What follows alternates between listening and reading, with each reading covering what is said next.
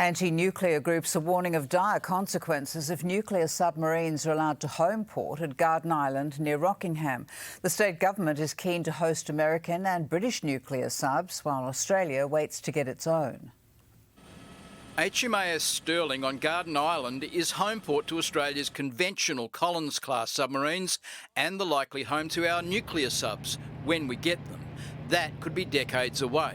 In the meantime, the McGowan government is pitching to have UK and US nuclear submarines not only based here, but repaired and maintained locally. Western Australians regularly welcome ships from our allied nations and submarines from our allied nations that are nuclear powered. That's just a normal practice. The ties with UK and US submarine fleets runs deep. Fremantle, a major sub-base during World War II. Under the AUKUS Pact, Australia will get 8 nuclear-powered submarines. Once that decision was made, Western Australia is the base for submarines. It'll be the base for nuclear submarines. Opponents say that puts the risk of a nuclear accident on the doorsteps of tens of thousands of local residents, and it increases the likelihood of Perth becoming a military target.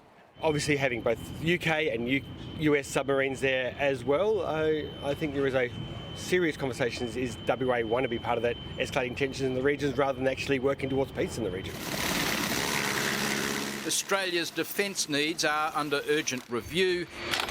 Here in the West, they've been run down and ignored for decades. Lewin Barracks here in East Fremantle is an example of the underutilised defence facilities here in Western Australia.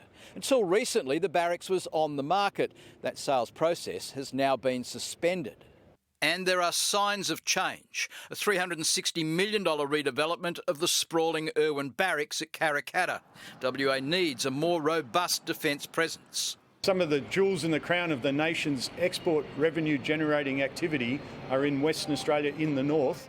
Jeff Parry, 7 News.